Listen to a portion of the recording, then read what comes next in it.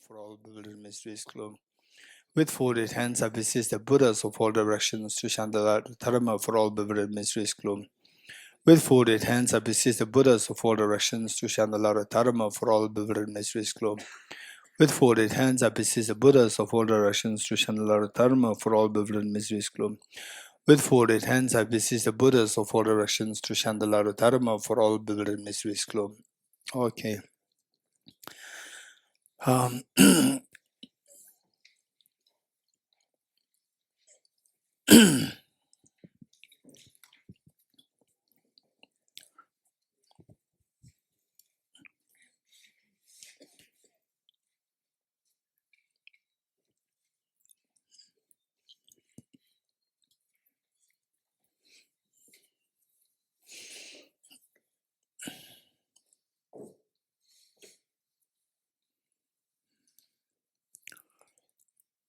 Setting problem motivation, which has three parts: refuge field, Bodhicitta field, and the purposes of practice.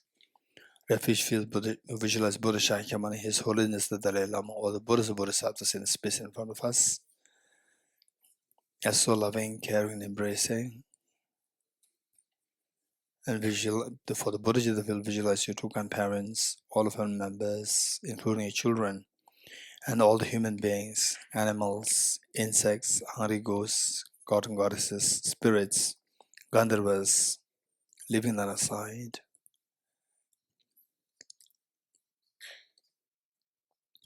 And where you're so loving, caring, and embracing. And the purpose of this practice is to awaken your Buddha nature, the treasure within each one of us. No matter who you are, we have the Buddha nature. Our job is to awaken this treasure within us. And that can best be awakened by the ultimate remedy, which is the wisdom of emptiness, the non-dual wisdom of emptiness for Adi Bodhisattvas. And this must be supported by the incredibly great, greatly compassionate Bodhicitta motivation to become Buddha for the benefit of all sentient beings. And this in turn must be supported by great compassion. And to feel the great compassion, we need to have the experience of the renunciation. So with this aspiration that in my life, all what I do somehow should be around renunciation, bodhicitta, wisdom of emptiness, and to stabilize it, shamatha meditation. So with this very strong desire and wanting to learn how to practice this on a daily basis, and here become the early morning, and this is nobody is forcing each one of us, is all our own choice coming here, which means that you have the drive inside that I want to extract the meaning out of my life. And today you've come here, and today do this last day, tomorrow. Okay, we have 2 days, today and tomorrow, and then so this is a great opportunity for all of us to see how to collectively the practice, and then that whatever we practice today, tomorrow. So this is what we're going to use as the foundation seed for your meditation, for your practice in your daily life. Okay. Let's not just think that okay, this is just a morning ritual here in Tushita. Don't think like this. Instead, this should be used as a design of your whole lifelong practice. With this mind, let's turn to page 3.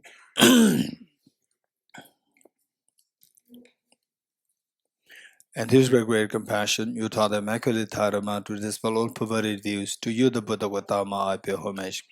And here's where great compassion, you taught the immaculate Dharma to dispel all perverted views. To you, the Buddha Gautama, I pay homage. And here's where great compassion, you taught the immaculate Dharma to dispel. To you, the Buddha Gautama, I pay homage. I go for refuge until I'm enlightened to the Buddha, the Dhamma, the Sangha. By my accumulations through the practice of giving and so forth, may I become a Buddha to benefit all sentient beings. I go for refuge until I'm enlightened to the Buddha, the Dhamma, the Sangha. By my accumulations through the practice of giving and so forth, may I become a Buddha to benefit all sentient beings. I go for refuge until I'm enlightened to the Buddha, the Dharma, the Sangha. By my accumulations or practice of giving and so forth, may I become a Buddha to benefit all sentient beings. Sangye Juda Zoge Chonam Lo Janjo Bardo Dane Gyabzo Che Dage Jinso Kebe Tsonam Ge Chola Benjere Sangye Dubare Sho Sangye Juda Zoge Chonam Lo Janjo Bardo Dane Gyabzo Che Dage Jinso Kebe Tsonam Ge Chola Benjere Sangye Dubare Sho Sanje Joda Zoge Jonam Loi Janju Bardo Dani Gyabsuch Age Jinso Kibe Sonam Ge Tola Benjir Sanje Chubare Jo Sanje Joda Zoge Chonam Janju Bardo Dani Gyabsuch Age Jinso Kibe Sonam Ge Tola Benjir Sanje Chubare Jo. Okay, now that we know the meaning, as much as possible, try to reflect the meaning of the following verses. In dependent origination, there is no ceasing, no arising, no annihilation, no permanence, no coming, no going, no separateness, no sameness. I prostrate to the consummate Buddha, the supreme among all teachers, the one who taught this peace which is free of elaborations. I prostrate to the mothers of the hearers, the Bodhisattvas and the Buddhas, which through the knowledge of all leads here seeking pacification to complete peace, which through the knowledge of paths causes those helping migrants to achieve the aims of the world, and through the possession of which subdue and expand a variety of teachings. The one who is transformed into the reliable guide, motivated by altruism to benefit sentient beings, the teacher, Sukada, and protector to you and make prostrations. The one who has eliminated web of conceptualizations and is endowed with the divine bodies of the vast and the profound, who eternally shines for the forever noble light rays to you, the Buddha, and make prostrations. Inspired by wisdom and compassion, today in the Buddha's presence, I generate the mind of full awakening for the benefit of all sentient beings. Om Ye Dharma Hetu Prabhavam Hetum Tesham Dathagato Yavatat Tesham Chayo Nirodha Evam Bhati Mahashramana Swaha Om Hetu Prabhavam Hetum Tesham Dathagato Hyavatat Tesham Chayo Nirodha Evam Bhati Mahashramana Swaha Om Ye Dharamam Hetu Prabhavam Hetum Tesham Dathagato Hyavatat Tesham Chayo Nirodha Evam Bhati Mahashramana Swaha Om Ye Dharamam Hetu Prabhavam Hetum Tesham Dathagato Yavatat Tesham Chayo Nirodha Evam Bhati Mahashramana Swaha. All phenomena arise from causes. The causes are taught by the Tathagata, the cessation causes as well as taught by the great seer. Profound, peaceful, elaboration-free, clear-lighted, and non-composite. Such is the nectar of Dharma I have discovered. Finding no one will fathom this teaching, in silence I will return to words. Beyond utterance, thought, and expression is the perfection of wisdom, which is unborn, unceased, and has the nature of space. It is object of apprehension of self-realized wisdom. To you, the mother of the Buddhas, or 3 times I bear obeisance. The 4 seals of the Buddha's teachings. All composite things are impermanent. All contaminated things are nature of suffering. All phenomena are their nature of emptiness and selflessness. Transcendent sorrow is peace. The Guru is the Buddha, the Guru is the Dharma, likewise the Guru is the Sangha. The Guru is also everything wholesome. I go for refuge in the Guru. By the sound of the vibrant drum of Dharma, you liberate all beings of miseries. I beseech you, Rakani, remain and give teachings until the end of the expanse of billions of eons. The Buddha does not watch the negativities of beings, nor does he remove their miseries by his hands. His spiritual realizations are not transferred to them. It is by teaching the truth of the suchness that the beings are liberated. With folded hands, I beseech the Buddhas of all directions to shine the light of Dharma for all bewildered miseries glow. Instructions on parting from the four attachments. If attached to this life, you are not a spiritual practitioner. If attached to samsara, you have no renunciation. If you attach to your own self-interest, you have no bodhicitta. If there is grasping, you do not have the view. Page 14. Page 14. Praise to Shakyamuni Buddha.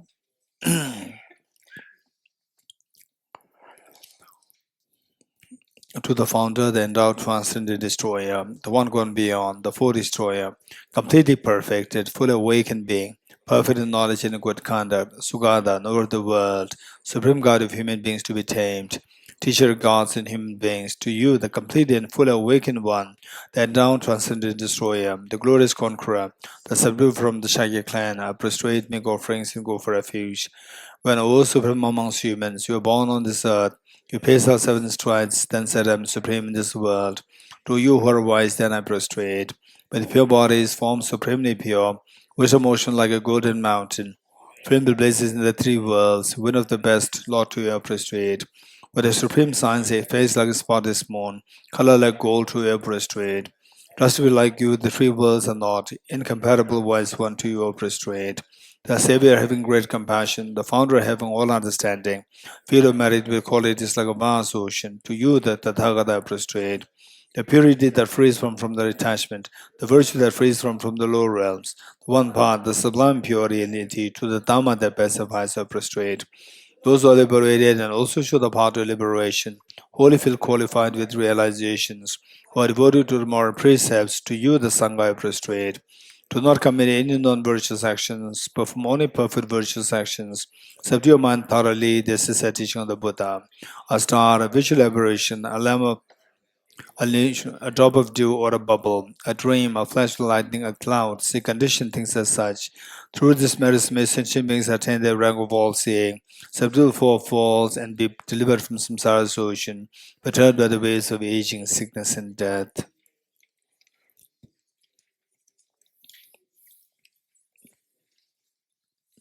Page 29, the Heart Sutra. Let us remember that as we recite this, 3 points not missed. The first, with the background, the first, what is the question asked by Shariputra to Avalokiteshvara? Question. Number 2, what is the response given by Avalokiteshvara to Shariputra? Number 3, what is the benefit if we practice as taught by the Avalokiteshvara? So we see that the first question, the first point, what was the question asked by Shariputra to Avalokiteshvara? Shariputra stood up, made prostration to Buddha, and of course the Shariputra was blessed by Buddha. Buddha absorbed in meditation, blessed the Shariputra to stand up to ask question to Avalokiteshvara. The question asked, how should the child of a lineage practice the perfection of wisdom? Child of a lineage meaning, they say just as a prince was holding the lineage of the king, which means that the prince will become a king eventually. Likewise, the child of a lineage is child of the lineage, the best of the lineages, which is the lineage of the Buddhas, to become Buddha. And each one of us, we have the capacity to become Buddha. We have the seed to become a Buddha. So you are a child of Buddha, provided you make the commitment that why the prince is the lineage holder? Because he's going to become the king. Anybody who makes a commitment that I will become Buddha for the benefit of sentient beings, automatically you become the child of a lineage. So as a child of a lineage, you have a huge responsibility. And of course, this is a very special lineage. At the same time, we have a huge responsibility. What's the responsibility? Responsibility to actually make Buddhahood happen within you. What should we do? To remove all the mental defilements so the Buddhahood is discovered. So how to remove the mental defilements? Now you know, but it's also a very powerful remedy. What is that remedy?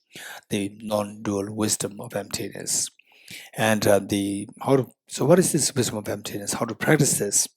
This is a question asked by Shariputra to Avalokiteshvara. Response given by the Avalokiteshvara that everything is like an illusion. We have to discover that everything is like dream. You have to discover that. What's the benefit? If you discover everything is like a dream, for example, yourself is like a dream. For example, all the problems we face is always related to things, external factors and internal factors, I and the objects with which I interact. So to see yourself like a dream. So of the two hands, one will be pulled down. Then only one hand. And even you are not just nothing by five aggregates. And each of the five aggregates, they're also like dream. And we go through samsara, and we come out of samsara by means of the Four Noble Truths. Even the Four Noble Truths are also like dream. And we go in samsara in the form of the Four Noble Truths in more detail. The 12 links of dependent origination. Even each of the 12 links of dependent origin, they're also like dream. The ignorance, karma, consciousness, name and form, sources, the sources, the contact, the feeling, then the craving, grasping, becoming, birth, aging and death, bewilderment, confusion, miseries, all like that dream. Even ceasing of ignorance, ceasing karma, ceasing consciousness, so forth, they're all like dreams. Even the six objects that we interact with, they're also like dreams. What comes in contact with six objects, the senses, they're also like dreams. All the 18 elements, they're like dreams. So the Buddha in great detail, the Avalokiteshvara in great detail explained how there's nothing in this universe which is not a like dream. They're all coming from projection. Failing to see this, we are trapped. And we're failing to see this, we are trapped in this dream. And then that dream dictates you, that you are just pushed and pulled into the tension, stress, and so forth. Wake up, you'll be freed from the contents of dream. Wake up to see that everything is a dream. When do you discover the dream is dream? Only when you wake up. Wake up to see that everything is like a dream. So this is what we should be practicing. And if this were the case, what's the benefit of this practice? Yes, that all your fears will dissolve. It transcends all your sorrows. And all the past Buddhas, present Buddhas, the future Buddhas, for them to get to the Buddhahood, this is the only gateway. So for you, for each of us, in order to awaken your Buddha, to see the Buddhahood, see the Buddha nature within us, this is a gateway, this is only gateway. So realizing this, what our Avalokiteshvara taught, just feel the gravity, the weight, and the value of this, and let's pray that throughout my future lifetimes, even in this future lifetimes, for me, the two things are most important thing. The wisdom of emptiness as the one which gives me the direction where I should be going with the wisdom, and the bodhicitta, the determination, the fuel to take me there, which makes me move towards that direction. So these are true things supported by the shamatha practice. So with this mind, let's read from page 29.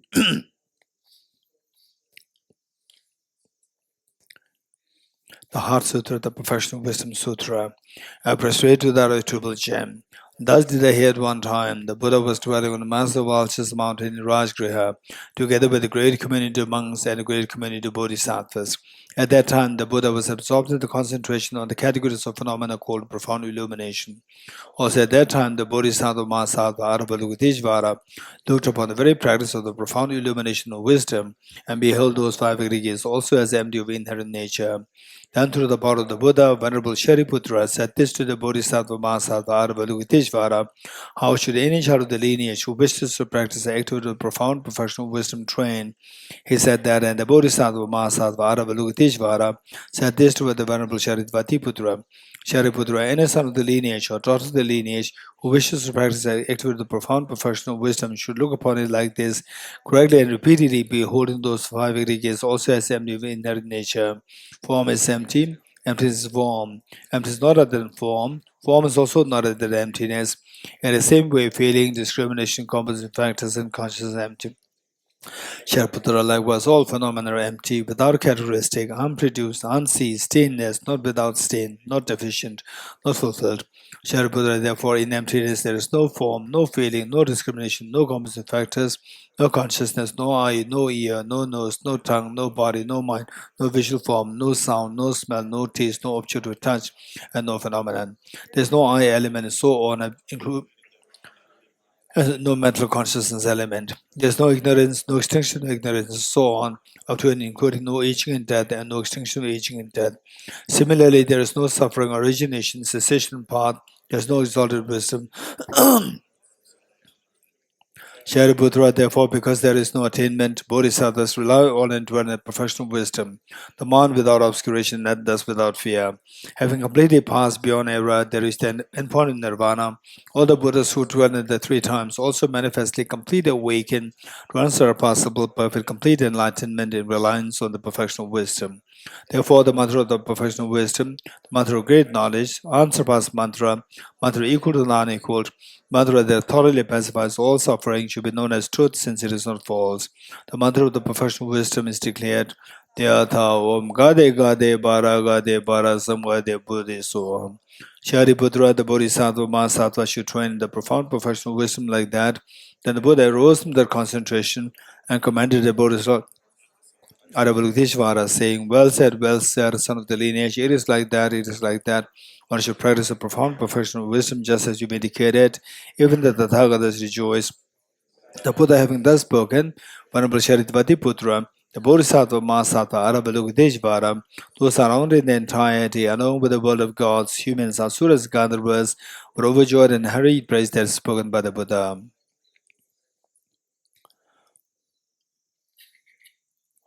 Tyatha Om Gate Gate Paragate Parasamgate Bodhiswatyatha Om Gate Gate Paragate Parasamgate Bodhyatha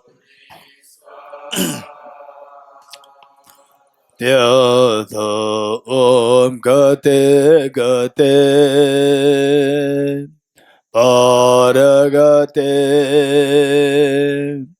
Parasamgate Bodhiswatyatha Om Gate Gate Paragate Parasamgate Bodhiswatyatha Om Gate Gate Paragate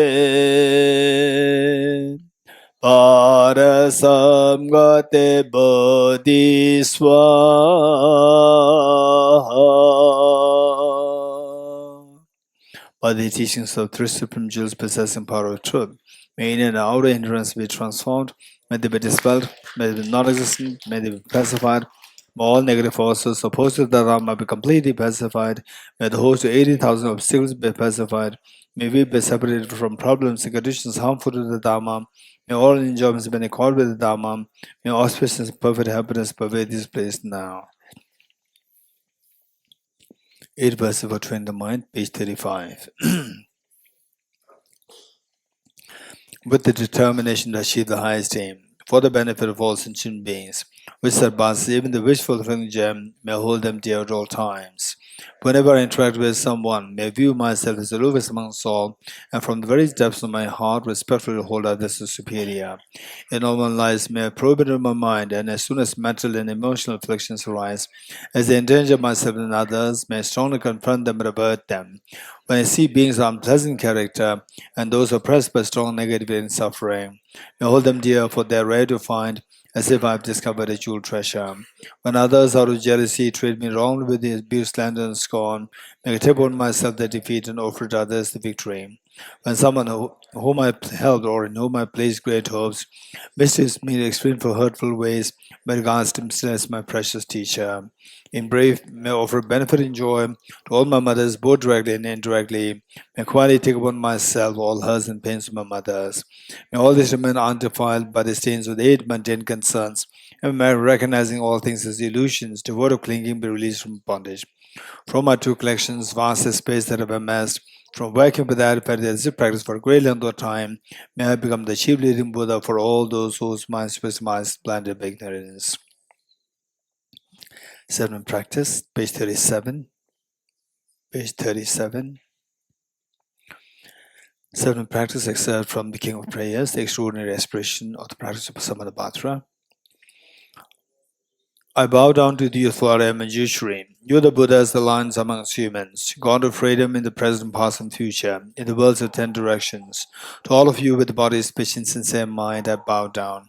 With the energy or aspiration for the Bodhisattva way, with a sense of deep respect, and with as many bodies as atoms in the world, to all you Buddhas visualized as real, I bow down. On every particle are Buddhas, numberless as particles.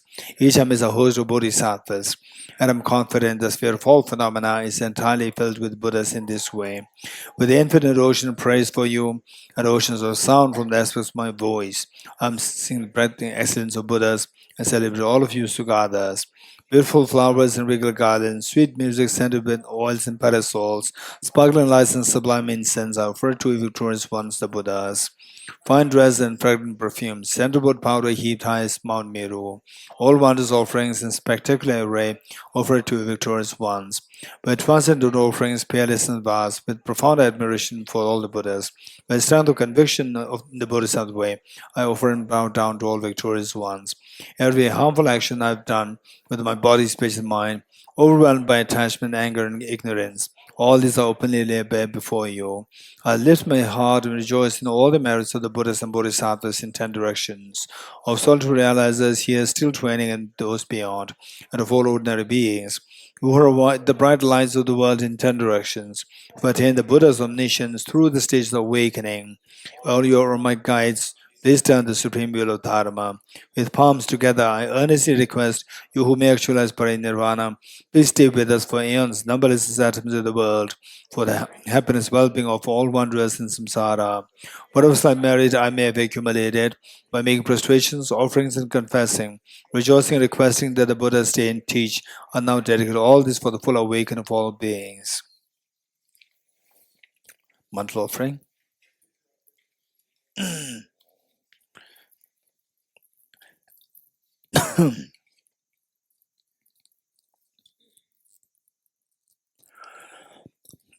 This ground anointed with perfume, strewn with flowers, adorned with Mount Meru, the 4 continents, the sun and the moon.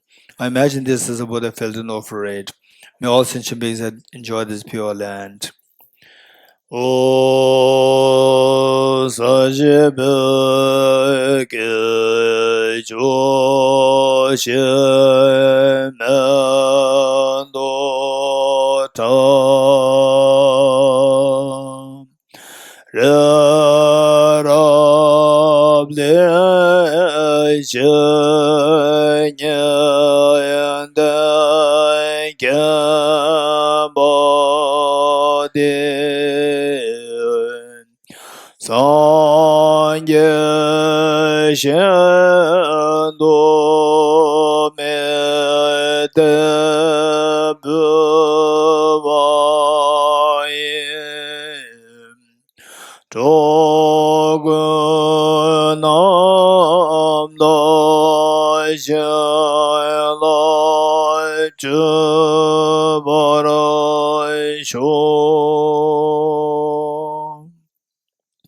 The 4 Dhammas of Venerable Gambapa.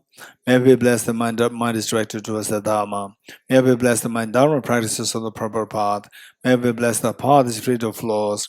May we bless the flaws are seen in the light of exalted wisdom. The 4 Dharmas of Venerable Bhikshu Mahasattva, becoming utterly frustrated with ignorance that grasps at true existence, please bless me with genuine renunciation, seeing all aspects of samsara as viciously repulsive. Please bless me that my mind overflows with the precious bodhicitta that cherishes others more than myself. Please bless me to have an immaculate experience of the blissful emptiness that does not see even an atom of intrinsic reality on the basis of understanding how things come into being by dependent origination through mere conditioning. Please bless me that my mind overflows with the precious wisdom of non-duality of bliss and emptiness. Edam Guru Radha Mandala Gamne Rate Amen. Okay, next, foundation of all good qualities by Lama Tsongkhapa, the roadmap to enlightenment. The foundation of all good qualities is upon a perfect Guru. Correct devotion to him is the root of the path. By clearly seeing this and applying great effort, please bless me to rely upon with great respect, understanding that the precious freedom of this rebirth is found only once, is really meaningful and is difficult to find again. Please bless me to generate the mind that unceasingly day and night takes its essence. This life is as impermanent as a water bubble. Remember how quickly decay and death comes. After that, just like a shadow that follows the body, the results of virtues and non-virtues come or follow. Finding firm and definite conviction in this, please bless me to always to be careful to abandon even the slightest negativity and accomplish all virtuous deeds. Samsaric splendors are unsatisfying and unreliable. Seeking them is the door to all suffering. Recognizing these shortcomings, please bless me to generate a strong wish for the bliss of liberation. Led by this pure thought, mindfulness, alertness, great question arise. The root of the teaching is keeping the breath of moksha vows.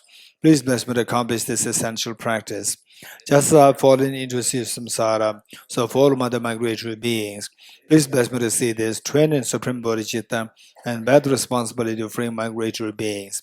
Even I develop bodhicitta, but I don't practice the three types of morality, I'll not achieve enlightenment. With my clear recognition of this, please bless me to practice the bodhisattva vows with great energy. Once I pacify distractions to wrong objects and correctly analyze the meaning of reality, please bless me to generate quickly within my mind stream the unified part of karma body and special inside. Having become a pure vessel by training the general path, please bless me to enter the holy gateway of the fortunate ones, the supreme Vajra vehicle. At that time, the basis of accomplishing the true attainments is keeping pure vows and samaya. As I become firmly convinced of this, please bless me to protect these vows and pledge my life. Then, having realized the importance of the two stages, essence Vajrayana, by practicing with great energy, never giving up the 4 sessions, please bless me to realize the teachings of the Holy Guru. Like that, may the Gurus who showed the noble path and the spiritual friends who practice self-long lives, please bless me to pacify completely all outer and inner hindrances. In all my lives, never separated from perfect Gurus, enjoy the magnificent Dharma by completing the qualitative stages of the path and could attain the state of Vajradhara. You are Avalokiteshvara, great treasure of non-referential compassion, and Manjushri, disturb a host of demons without exception. Tsongkhapa, crown jewel of the sages of the land of snakes, lost on top of your feet and make prostrations.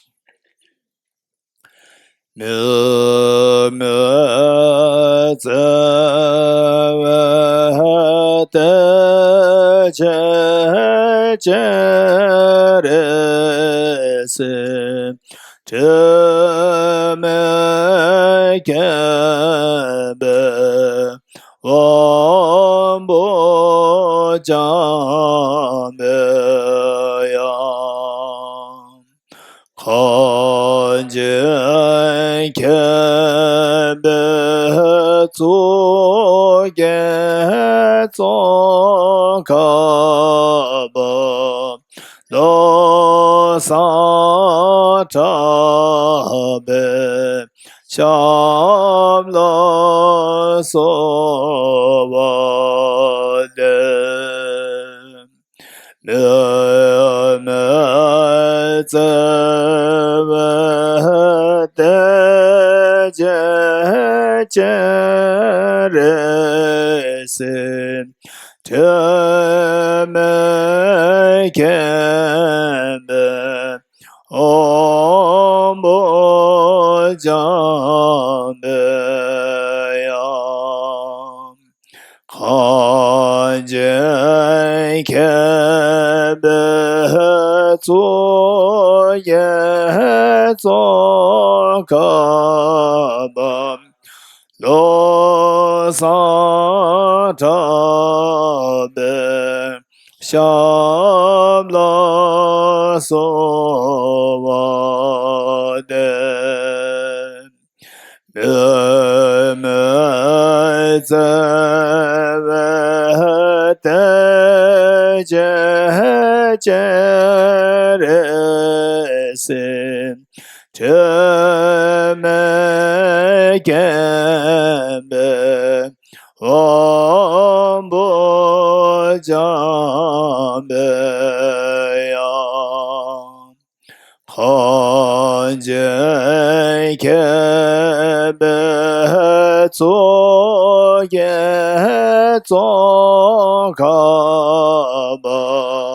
lo sa ta be sham la so va de. You are Avalokiteshvara, great treasure, non-referential compassion, a Manjushri master of flawless wisdom, as well as Vajrapani, destroyer of hosts of demons without exception. Sankaba, crown jewel of the sage of the land of snows, Losantaba, at your feet, I make prostrations. Okay, now generate the Mara Consummate Yoga, Tamje Nejo Sem Kepa. For this is the main practice, which consists of four points. The first single point meditation, shamatha meditation, 5 minutes.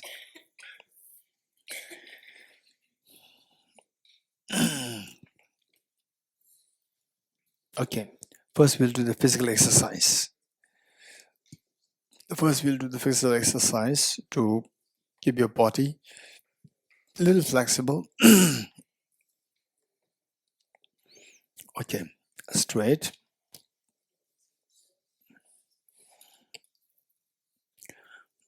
Again, now pull your right shoulder in and arm straight. Don't forget it, right? After tomorrow, nobody will be there to tell you arm straight, right? Don't forget it. Arm straight, and then the left arm can be a little bent. Left shoulder in. Okay, 3 times. Towards the knee. 1, 2. Back should be straight. Straight. 2, 3. Now, 1, 2, 3. Good. Again, the right shoulder. 1, 2, 3. Now left. 1, 2, 3. Right. 1, 2, 3. Left. 1, 2, 3. Good. Now the breathing.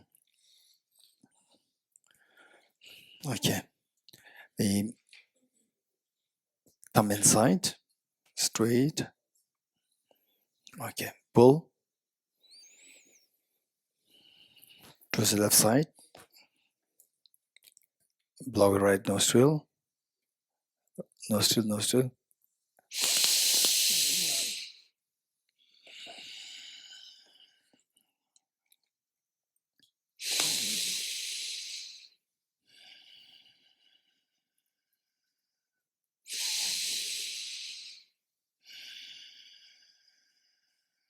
Okay, again. Pull to the right. Blow your left nostril.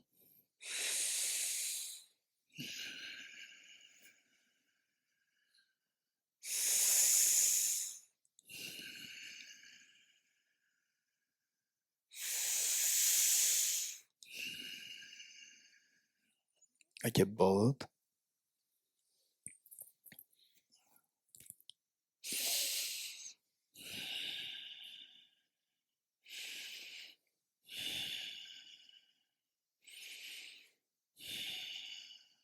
Okay, good.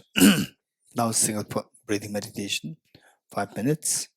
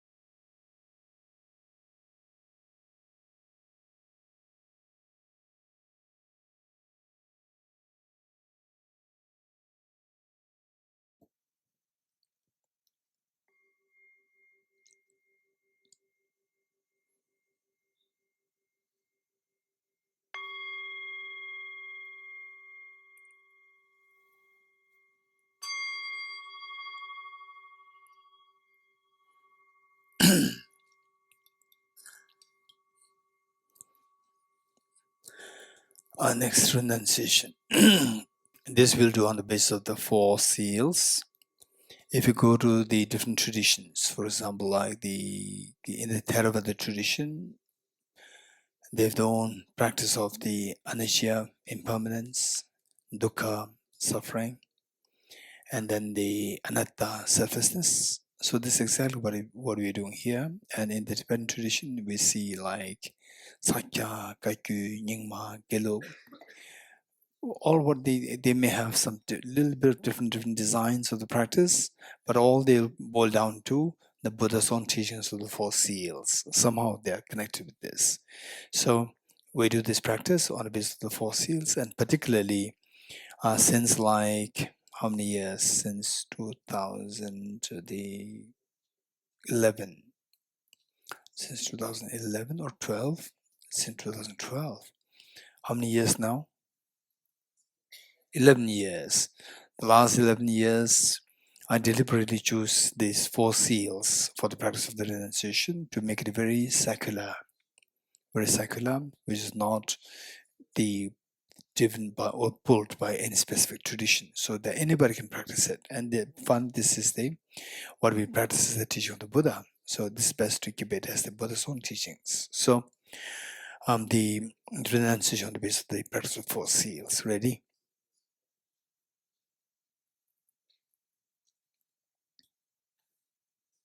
So today is going to be guided meditation. Tomorrow also we'll try to do guided meditation because today and tomorrow is 2 days.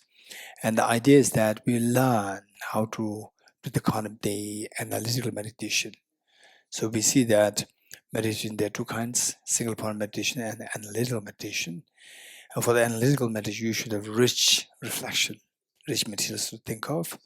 And you, if possible, try to have a very systematic way of thinking so that it becomes the effective. And so we're doing this guided meditation, not for any other reason, just for us to learn.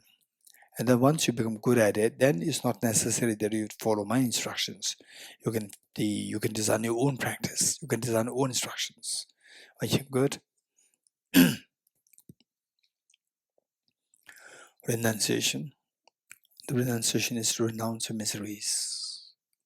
To renounce the miseries, we need to know how to renounce the causes of the miseries. For the Buddha taught, E dharma hetu prabhava hetum tisham tathagato hyavatat. All phenomena arise from the causes taught by the Tathagata. So we to identify the cause of the miseries. This is something so unique of the Buddha. Whenever there's a problem, you have to identify the cause and exterminate this cause rather than just go for symptomatic treatment to get rid of the result. The cause will again give rise to the continuously give rise to the results of miseries. So what are the causes of miseries? The Buddha identified contaminant karmas, afflictions, inappropriate attention, and self-grasping ignorance. So this self-grasping ignorance is the root, but this can manifest in the form of the total, including itself, the offshoots, 4 kinds. The ignorance, misconceiving impermanent phenomena as permanent. Ignorance, misconceiving miseries as happiness. Ignorance, misconceiving impure things as pure. Ignorance, misconceiving what is selfless nature as of selfhood. So how to eradicate these 4? The Buddha taught the 4 seals. The first seal, all composite things impermanent. What is composite? Any phenomena which is composed of material parts or directional parts and temporal parts, like the food that we eat, the body that you have, your friends, your parents, your children, your house, the cars, the road, the weather, and so forth. All these constitutes the composite phenomena. What is a composite phenomena should necessarily be impermanent. What is impermanent? Impermanence of 2 kinds. The gross impermanence and the solid impermanence. Gross impermanence, the whose impermanent phenomena, whose continuum invariably comes to whose continuum terminates, comes to an end. For example, our youth. For example, 2022. For example, the beautiful moments of a life, say merriments, coming together, parties, celebrations, festivities, and so forth. all these moments we enjoyed and they're gone now.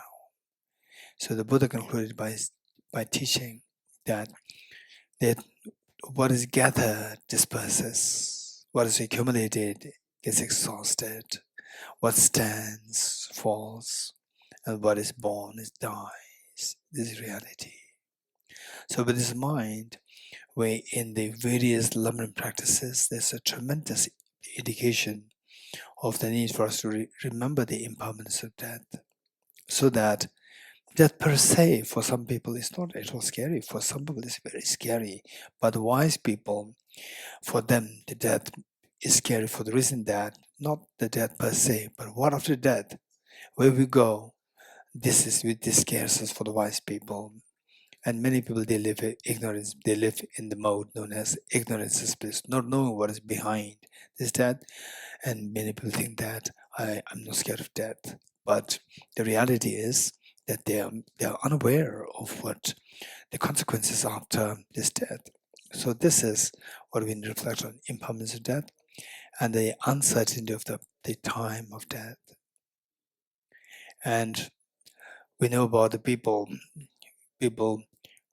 200 years ago, like who you are today, your age, same age, some younger, some older, parents, children, and the children, they have their own the expectations of their life, career building, and parents also have expectation for the children to settle in their life and so forth. Where are these people now? Not even single person is alive today. This is reality. The world today is very different from what it was 200 years ago. But it's not that they are unfortunate, they are gone now. We are very fortunate. No, that's not. It's just a matter of time. 200 years down the line in the future, say the 10-day retreat, now tomorrow comes to the end. The 200 years down the line in the future, what is today? 8 billion human beings, young, older, the babies, and so forth. The parents having so much expectation from the children that they be settled well, and the children having to build their career and so forth. Whether we are accomplishing this or not, we all just have a very rich, poor, or whether you are say beautiful or not beautiful, whether you are young, old, Eastern or Western, this religion, that religion, everybody will disappear within 100 years from now. Maybe one or two, the newborn child today will be left in 100 years from now. And by 150 years, 100%, not even a single person will be left. This is impermanence. This is reality. So this impermanence, the obvious change, is possible only if there's a subtle impermanence involved. What involves subtle impermanence? Where there is momentariness involved within all the composite phenomena. What do you mean by momentariness? The change that you see moment by moment, within a short split of seconds. The change that you see in the obvious, for example, like say you are in your 30s, 40s, 50s. Look at your body skin. Say those in like my age, 50, your body skin is gone. It's not as so fresh as beautiful as the 20 years ago, 30 years ago when you were like a teenager. So this is the change, and this change happens not overnight. The change happens year by year, and the change that you see in a year is because change that you see in the month. So this is how we have to gradually move. Don't jump into saying that everything is momentarily changing. Instead, we have to move. This is how the mind will be able to digest your understanding of the subtle impermanence. Otherwise, it'll just become too intellectual. The change that you see in a year is because the change that you see in the monthly basis. The change that you see on the monthly basis is because the change that you see on a daily basis. The change you see over the daily basis because the change you see on a minute basis. And minute by minute changes because of the second by second basis change. Which is possible because of the change happening on the millisecond level. On the millisecond level, you see this so fast moving, obvious movements, obvious change. This is what is happening. Our eyes are so gross that they cannot see this change. Not because the change do not exist. Eyes are too gross, the subjective eyes are too gross to see that. The reality is that all complex phenomena, they move so fast, a constant flux of change. Okay. So this change means the first moment change to the second moment change to the third to the fourth. So given that the complex phenomena move so fast, what the result is, what the next moment is determined by the earlier moments. So in our case, where are we heading towards? Move so fast. Where are we heading towards? Say if you are thrown in a very fast moving train by a stranger, you're so scared. The faster train moves, more the fear. Why? Because we don't know where this train is taking us.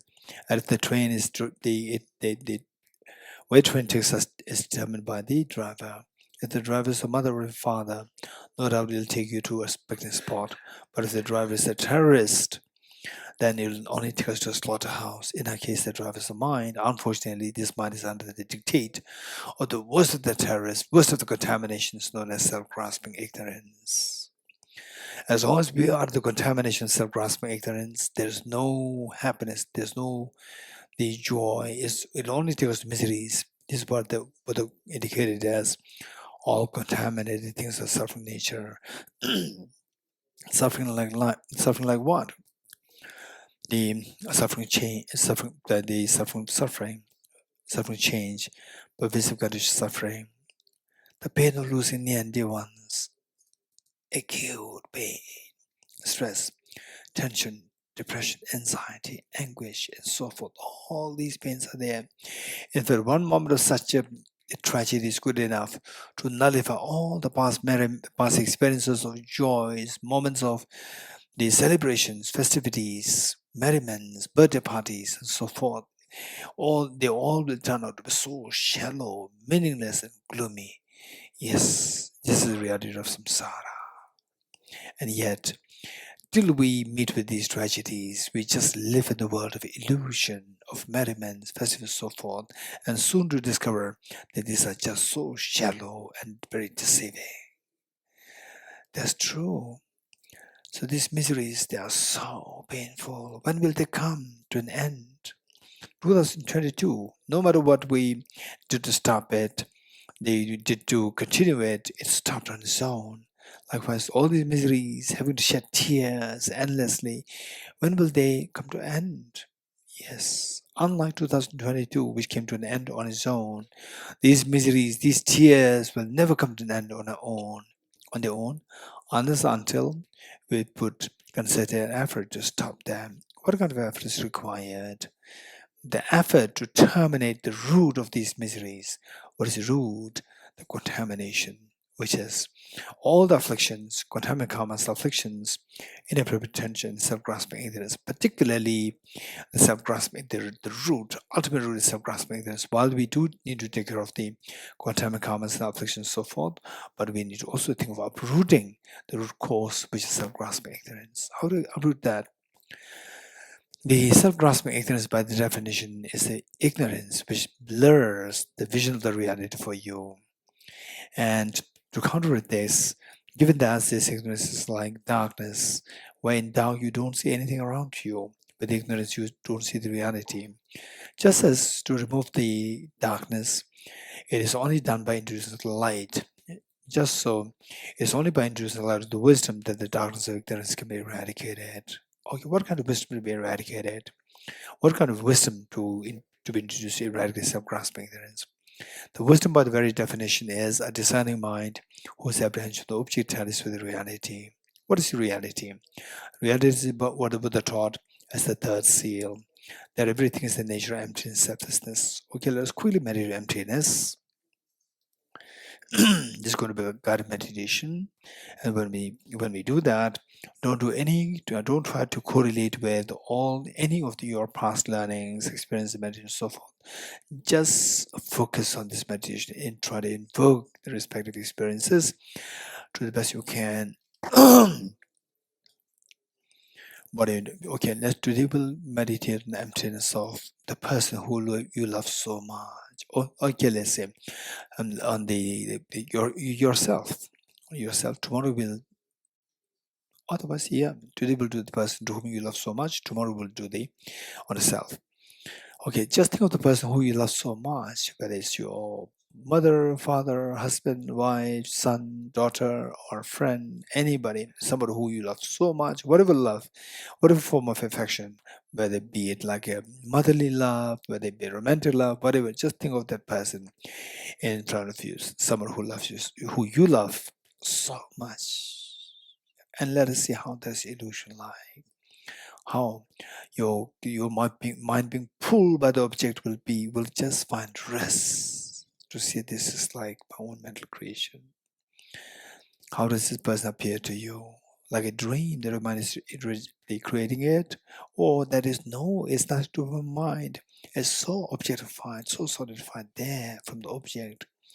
Of course, it's so solidified, so objective there. This is why my mind is pulled by this person. Okay. So this belief, this apprehension of this person to be objectively real, so solidified, this is self-grasping ignorance of that person. And how do you know that this is ignorance, that this is not a valid mind? If the person does exist objectively the way he or she appears to your mind, remember what Arindagarbhujana taught. If the mirage were to be water, why not those close by the mirage see water? With a similar token for reasoning, if this person to whom I love so much were to exist objectively, why don't I see this person as I go closer towards the object? Okay, now let us go closer to the object. This is technically known as subjecting this person to ultimate analysis. Subjecting the person to ultimate analysis, just let us just ignore all those things which are not the person. We're only interested in the objectively existing person to whom I love so much. Going to first, we see a very thin layer of the skin, behind the fatty tissues, behind the muscles, cartilages, and alongside the whole skeleton, very scary skeleton to look at. The blood vessels, heart, the lungs, the liver, spleen, stomach, pancreas, gallbladder. These solid parts constitute element of earth, and none of the element earth is to be identified as objectively one with the self. Yes, that's true. If you're sure of this, you have understood the second essential understanding, the emptiness of the objects being one with intrinsic one with its parts. Okay, now if the person does exist objectively, but not as intrinsic one with its parts, then see if it exists as intrinsic different from the parts. Remove the parts now. Remove the parts, what is left? Nothing is left there as the person. If you're sure of this, you've understood the third essential understanding, the emptiness of objects being different from its parts. With these two possibilities for the object to exist, the objectively or intrinsically rejected was where lies the objective existence of the person. Nowhere. This is the fourth essential understanding of perversion, that anything which is empty of intrinsic one with and different from its past entails the emptiness of objects being objectively real. So now you have come too close to the object. See, where is this person in answer to this ultimate analysis? Nowhere. Stay in this experience for a while. This person is just totally absent. Doesn't mean that person is empty. It simply means that person is objectively empty because you are subjecting this ultimate, you are employing this ultimate analysis. The person exists in lies with the conventional analysis, whereas what we thought was that person exists ultimately. If the person does exist objectively ultimately, it should be seen by the ultimate analysis. Now, on the contrary, we're discovering that this person is just empty from the object. Stay in this experience for a while.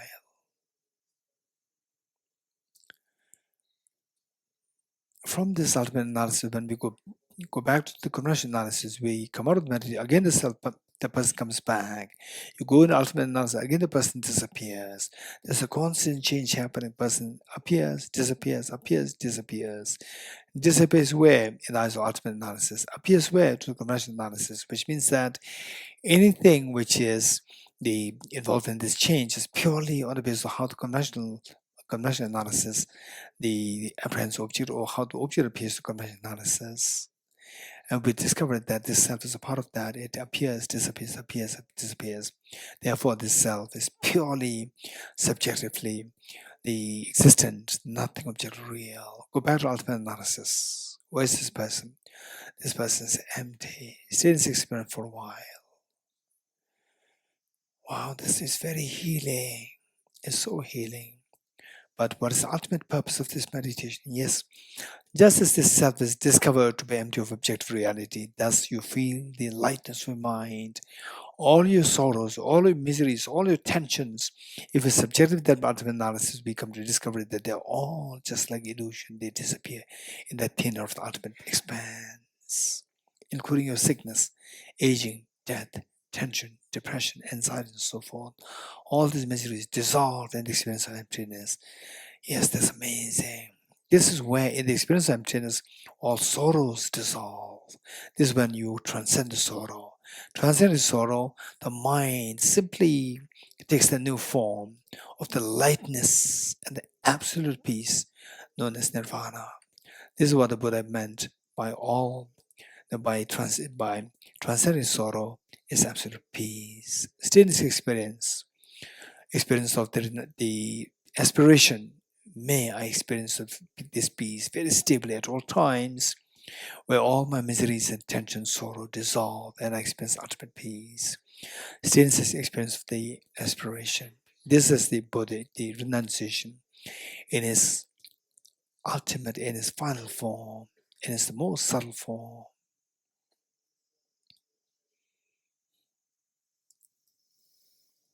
Okay, slowly come out with this meditation and take a short break, few seconds break before we move to Bodhicitta.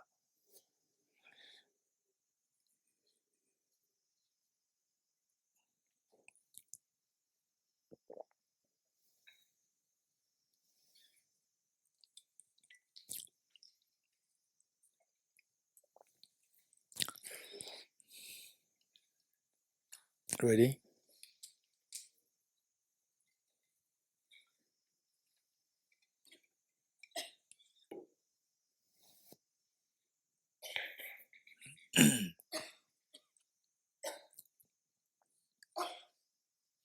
Okay. Now, Bodhicitta, we will. Okay, we have little time, so we'll do on the basis of the method of. But we're here to complete the method of eclectic exchanges of others. We here to complete that. Okay, we'll do the four seals. No, four immeasurables, and then concluded by the Bodhicitta. And tomorrow, hopefully, we'll do it the complete Bodhicitta on the basis of the second method. Okay, ready?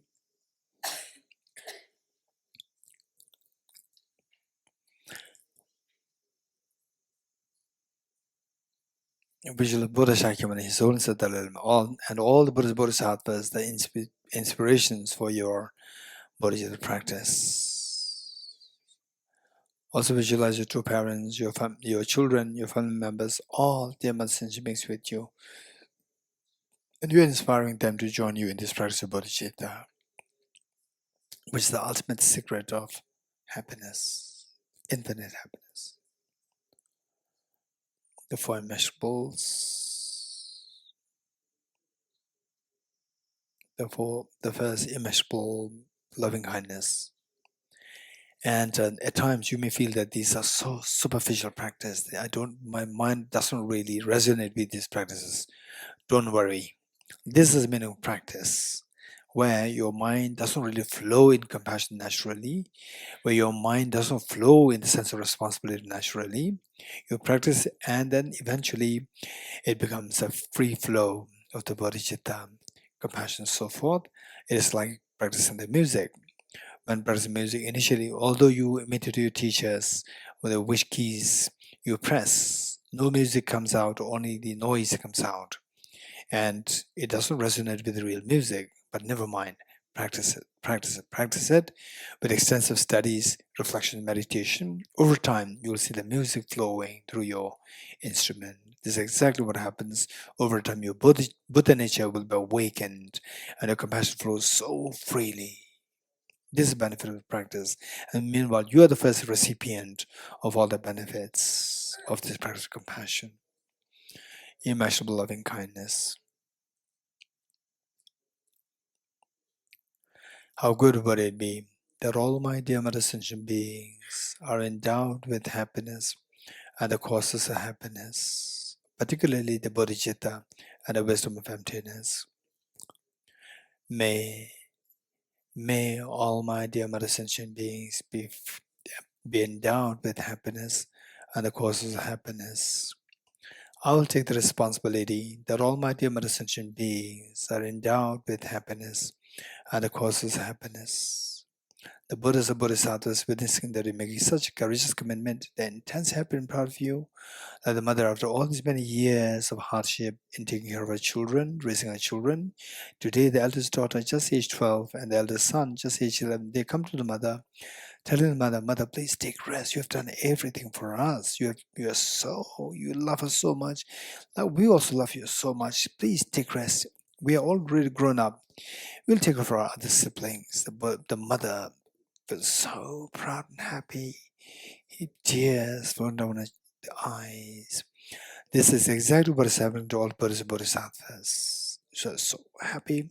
This happiness of the Buddhas and Bodhisattvas invoke the compassionate omniscient minds to send forth nectars of very soothing lights towards you and all dimensional sentient beings.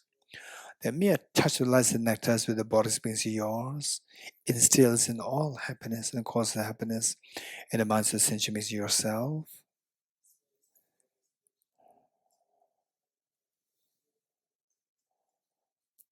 And you witnessing such a miracle is happening towards all the dimensional sentient beings. You're intensely happy. Take 3 deep breaths, sound the relief.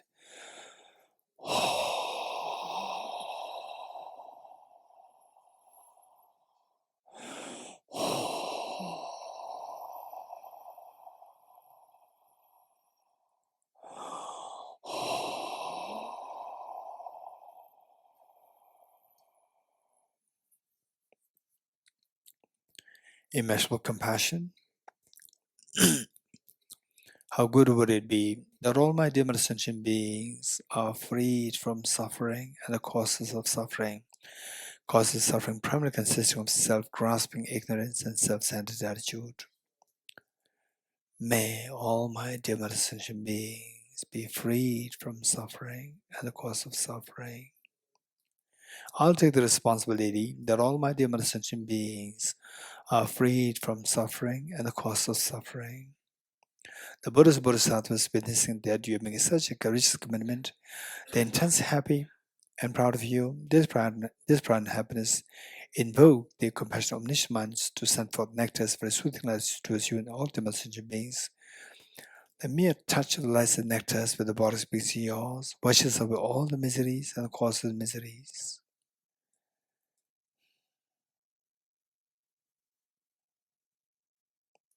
And you witnessing such a miracle is happening towards all of the sentient beings. You're intensely happy. Take 3 deep breaths, sound with relief.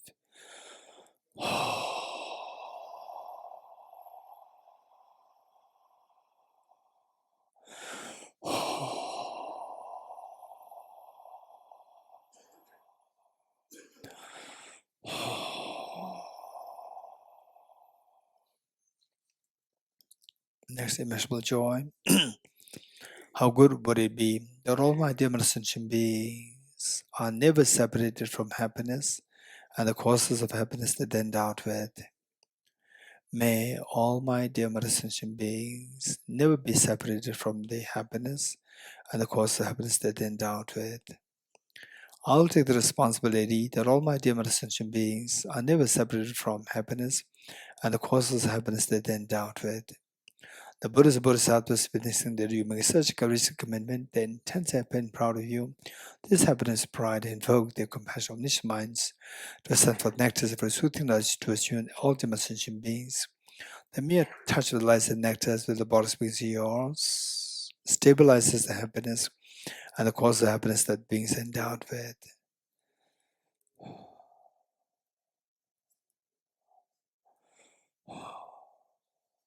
And you witnessing such a miracle is happening to us all the different sentient beings. You are intensely happy. Take 3 deep breaths, sound with relief.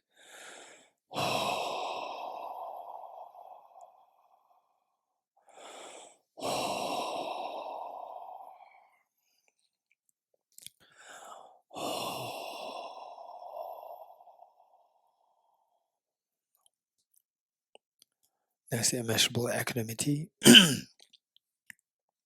how good would it be that all my dear innocent beings are freed from the biased attitude of excessive attachment towards some and aversion towards others, and instead abide in the great state of equanimity, embracing all other dear sentient beings with equal love and affection. May all my dear sentient beings be freed from the biased attitude of excessive attachment towards some and aversion towards others. I'll take the responsibility that all my dear sentient beings abide in the state of equanimity, freed of the biased attitude of excessive attachment towards some and aversion towards others.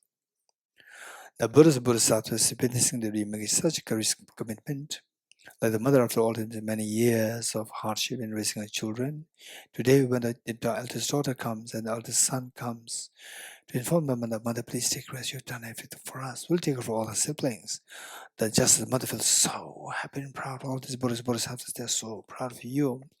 And this pride and happiness invoke their compassionate minds to send forth nectars and very soothing lights towards you and all their sentient beings.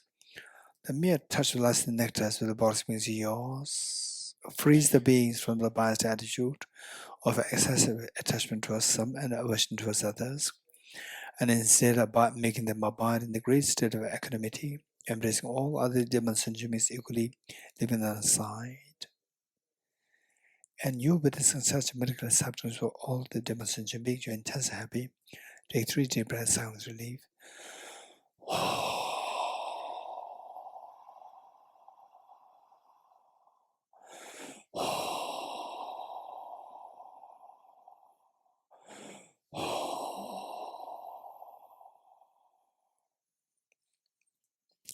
Underscoring all the four immeasurables is unconditional love. Stay in this experience of unconditional love for all the beings for a while. To the extent that each one of sentient beings, they feel themselves as so special in your eyes. With this in mind, with folded hands, let us make a Bodhichitta commitment 3 times wholeheartedly, even though it may not resonate, even though it may appear as so superficial, it doesn't matter. Let's say this 3 times together. May I become Buddha for the benefit of all my dear mother sentient beings. May I become Buddha for the benefit of all my dear mother sentient beings. May I become Buddha for the benefit of all my dear mother sentient beings.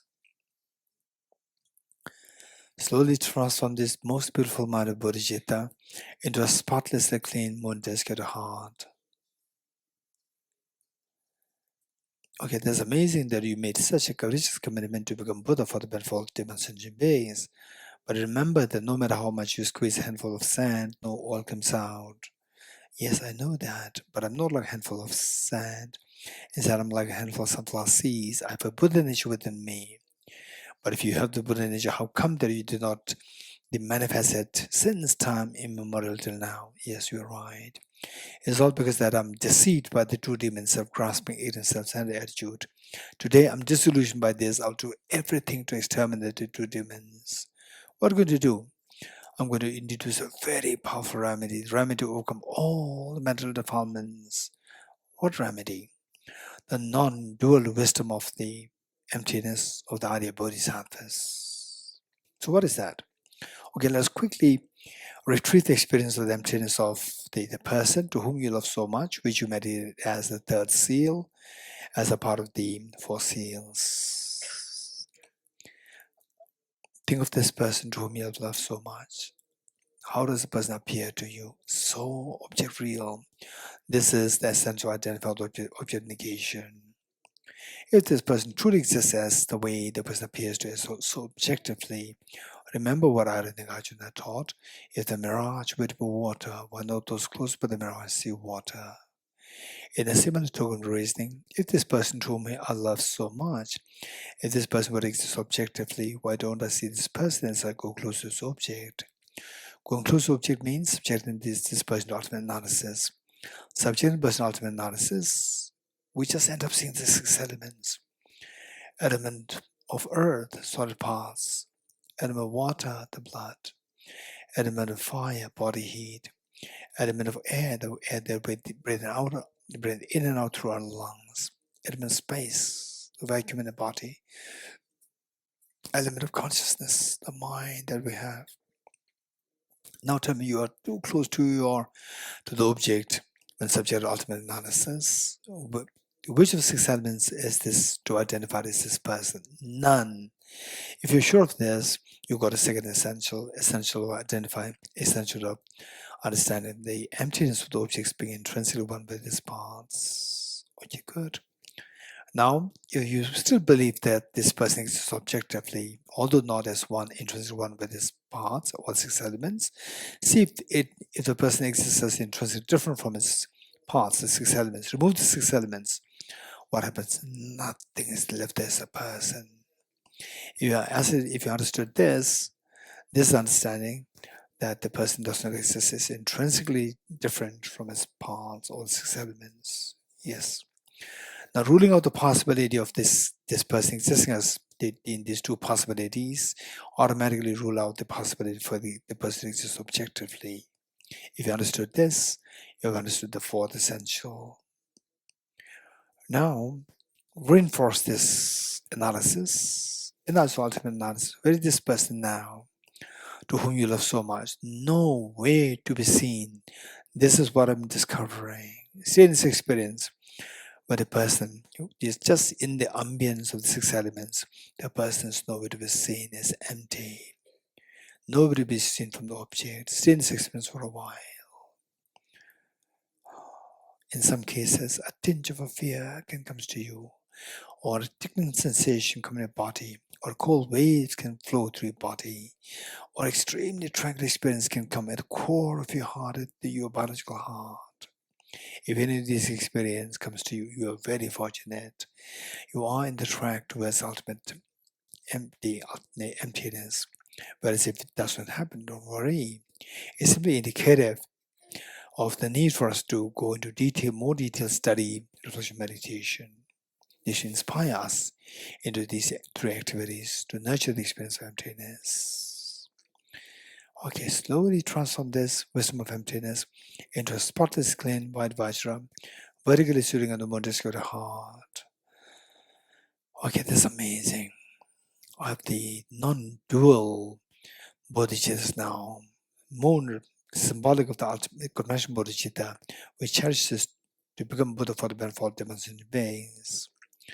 And the Vajra is symbolic of the ultimate Bodhicitta, the non-dual wisdom of the Arya Bodhisattvas, which will guarantee that all defilements will be got rid of and complemented by the conventional Bodhicitta. That's amazing.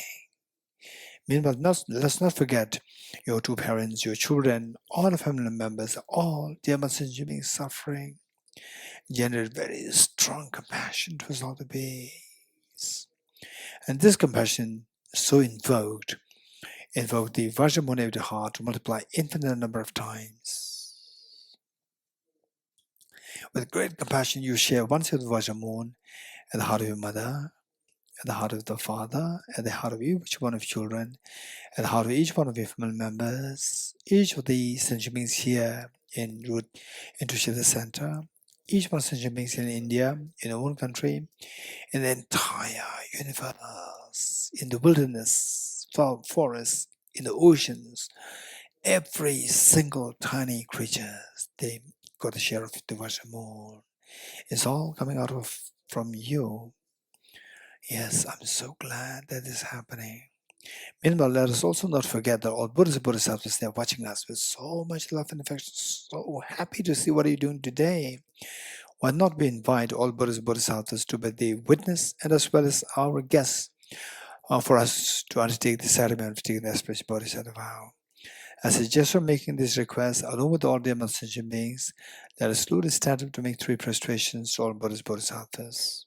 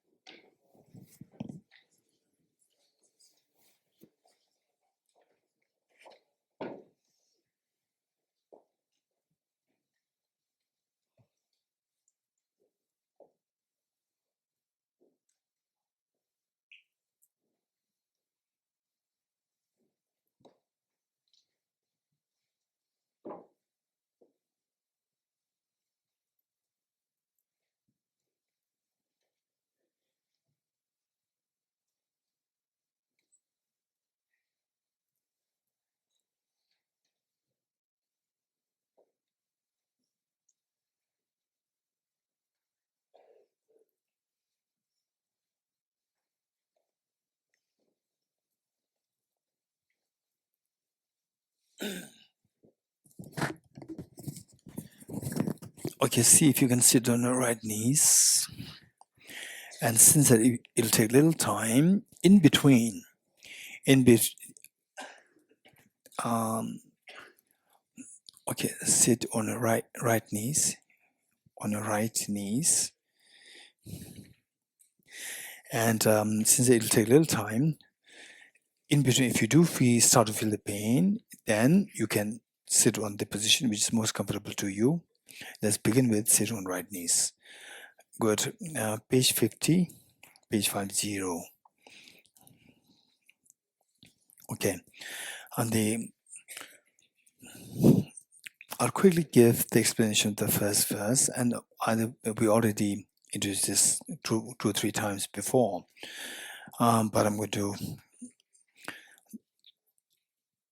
let all of us remember the meanings of these. The meanings must be reflected. That we are committed to, in the first place, committed to experience the fearlessness and infinite happiness for yourself. And we now, from these many days of teachings, we come to discover that the secret of the happiness lies to expand universal happiness. We need to cultivate the all-embracing bodhicitta, desire to become Buddha for the benefit of all sentient beings. And this is a journey we have never undertaken before. So therefore, it requires a great support. And the greatest support that we can think of are the True Gem. So first line says, I go for refuge in the True Gem. And this journey involves a road. Journey means a road. And the road should not be blocked by the boulders or the fallen trees. And the road is none other than your own mind. This mind must not be blocked by the negativity, the boulder, the fallen trees of the negativity and so forth. And how to remove these, how to clear this mind of these negativities. The best thing is by confessing the negativities. The second line says, I confess the negativities individually. And now the road is clear, but if the car does not have fuel, again, you cannot undertake the journey. The car is none other than only mind, and this mind should have the enough fuel of the virtues and the merits. And the best way by which to do so is by rejoicing in the virtues of yourself and all the beings. The third line says, rejoice in the virtues of all the beings. So now the road is clear, and you have the car's enough fuel. What kind of a journey I'm going to undertake? The fourth line says, I'm going to take the journey of enlightenment. I'll become Buddha. The fourth line says, I'll hold the precious Buddhahood in my heart. Let's wholeheartedly say this 3 times. Meanwhile, imagine all Buddhas, Bodhisattvas, they are watching us, and your parents, children, all sentient beings like small children, your siblings, they all come to you, then go to join you in this incredibly great the event.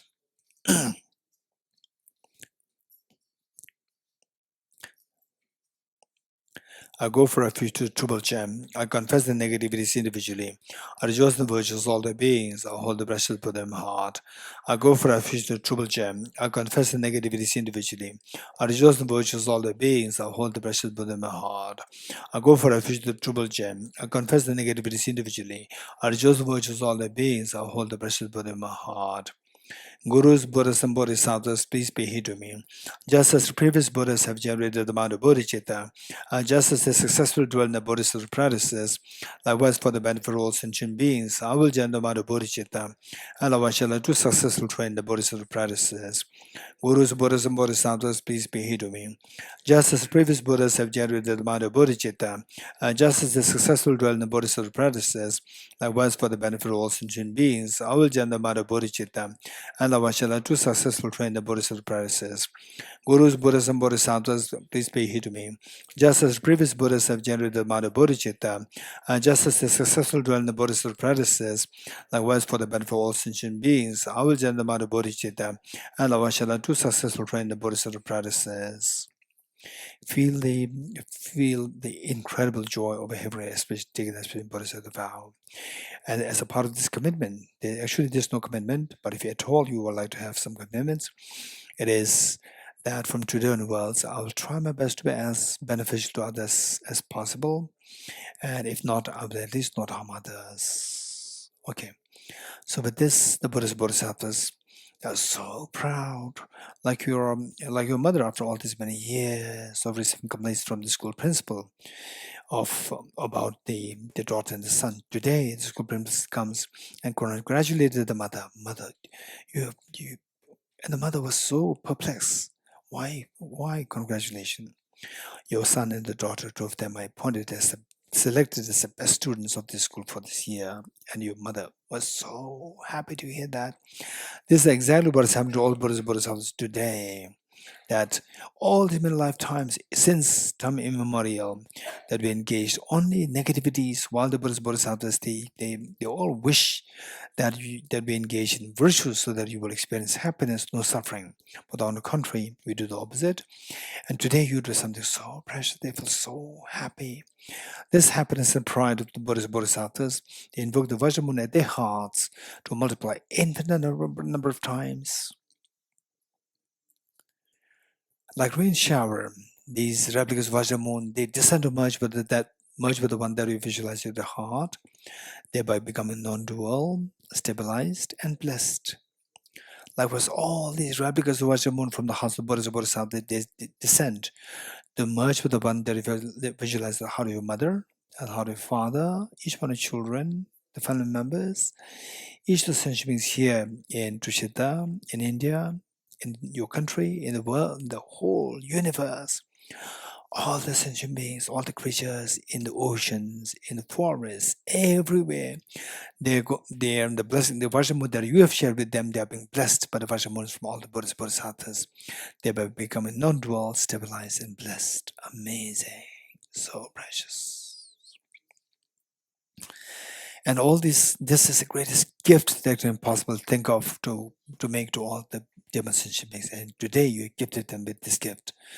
And this was the greatest offering that you can possibly make to all Buddhas, Bodhisattvas. Buddha himself declared that one moment of practicing compassion far excels the gifts of whole universe filled with gems and offered to all Buddhas, Bodhisattvas.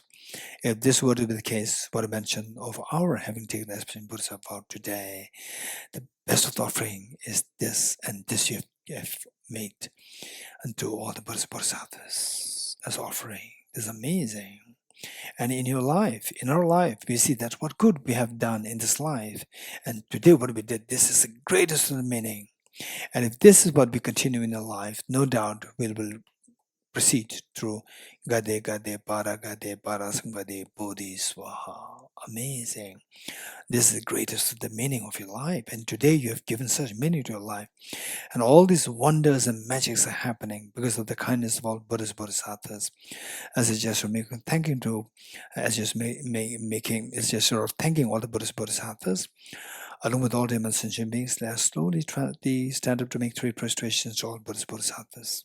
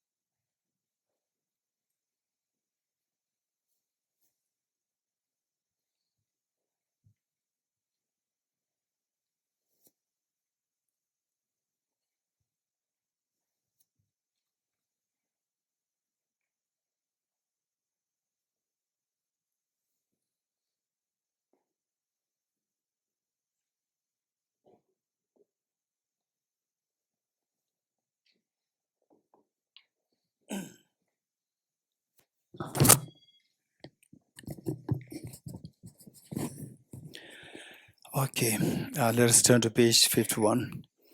Please sit comfortably.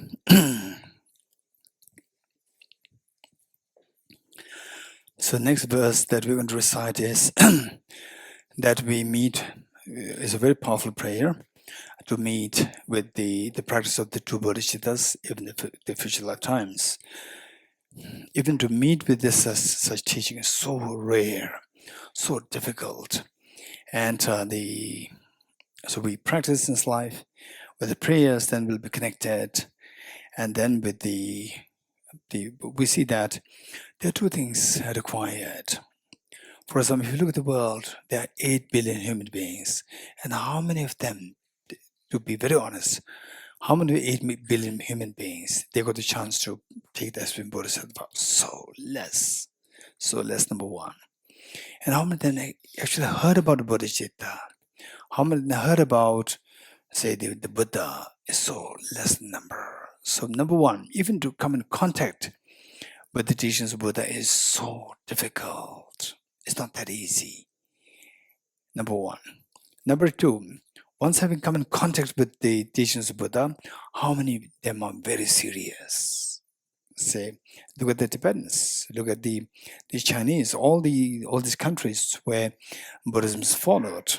Yes, they're born in the world of Buddhism. For example, even in Russia, Kalmykia, Buryatia, Tuva, and so forth. Then Mongolia, Himalayan belt, Tibet, all the regions, these regions. So they're born there, and they meet with the Dharma. How many of them are serious? Again, it's so less in number.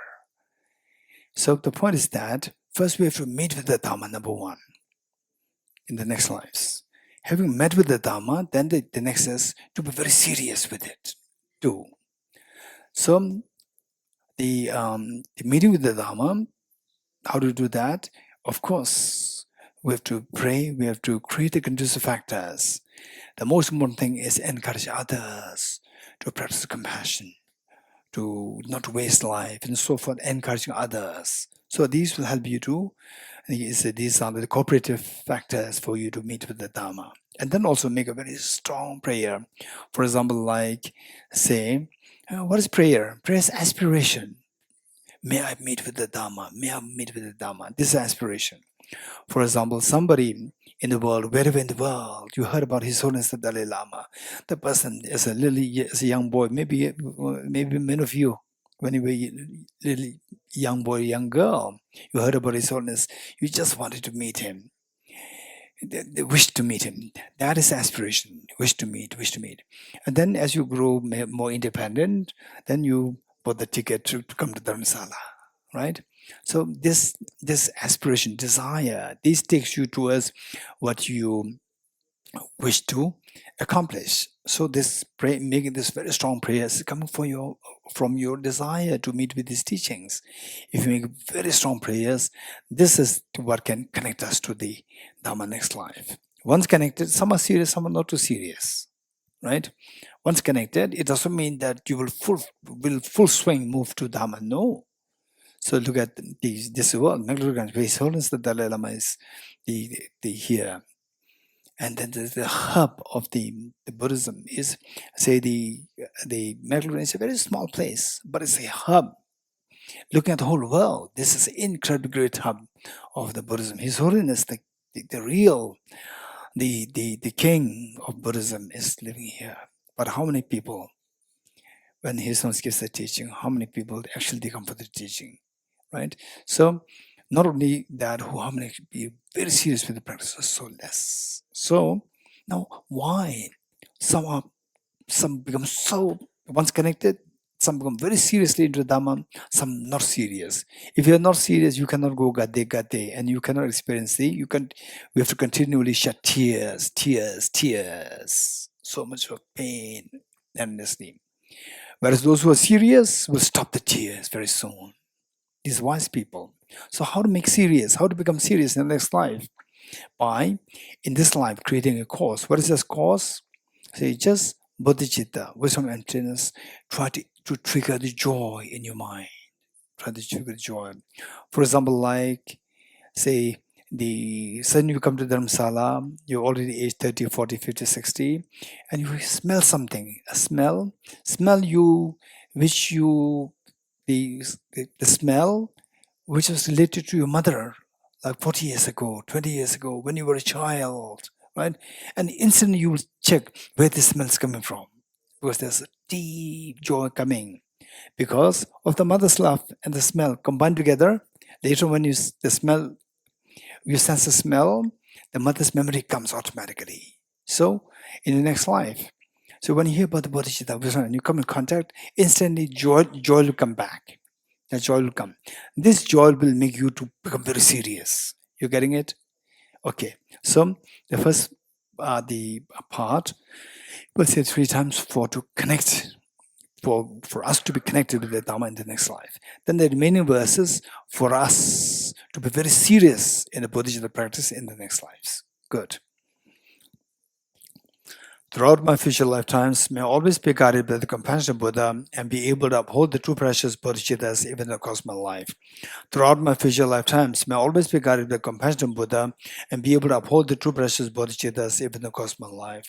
Throughout my future lifetimes, may I always be guided by the compassionate Buddha and be able to uphold the true precious Bodhicittas even across my life. Okay, just my personal sharing with you. In my life, I'm very fortunate that I came in contact with modern science.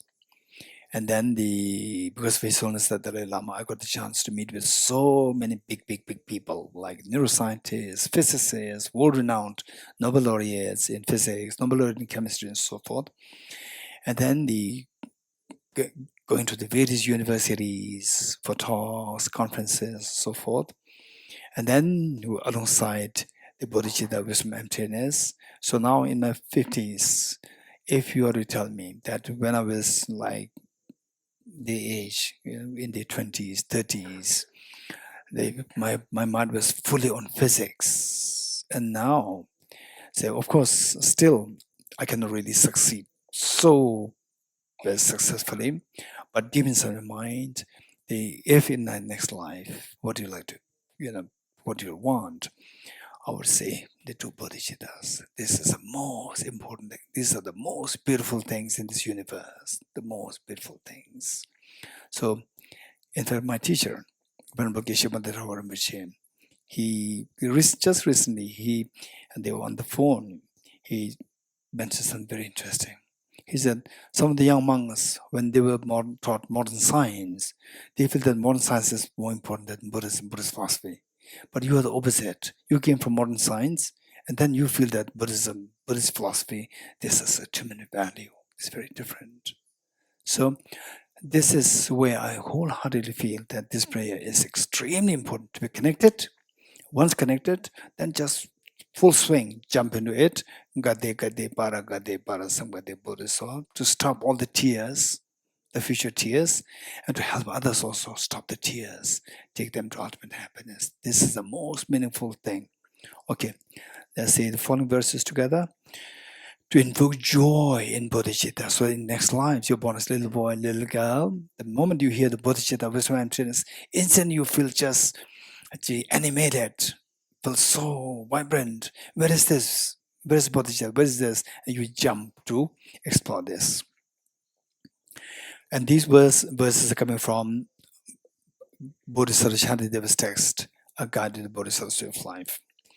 In order to further increase this bodhicitta from now on, those with discernment who have lucidly seized and awakened the mind of bodhicitta in this way should highly praise in the following manner.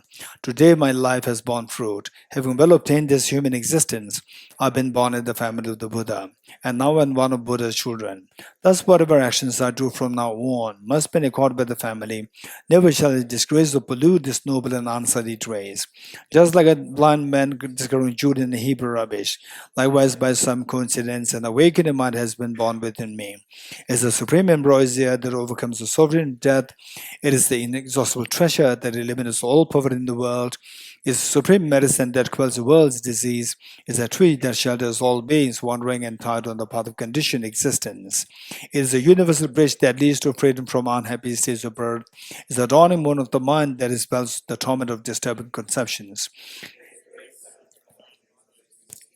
of the world. It is the quintessential butter from the churn of the will dharma. For all those guests traveling on the path of conditioned existence who wish to experience the bounties of happiness, this will satisfy them with joy and actually place them in a supreme bliss.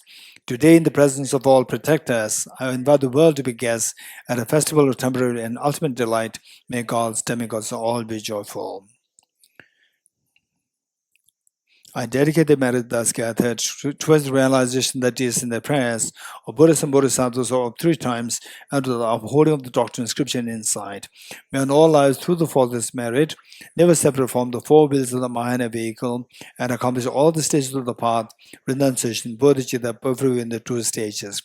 From my 2 collections, vast the space that I've amassed from working with the effort in this practice for a great length of time, may I become the chief leading Buddha for all those whose minds were smiled blinded by ignorance.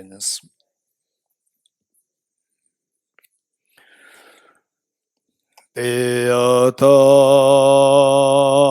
Om Gate Gate Paragate Parasamgate Bodhiswatyata Om Gate Gate Paragate Parasamgate Bodhiswatyata Om Gate Gate Paragate Parasamgate Bodhiswatyata Om Gate Gate Paragate Parasamgate Bodhiswaha.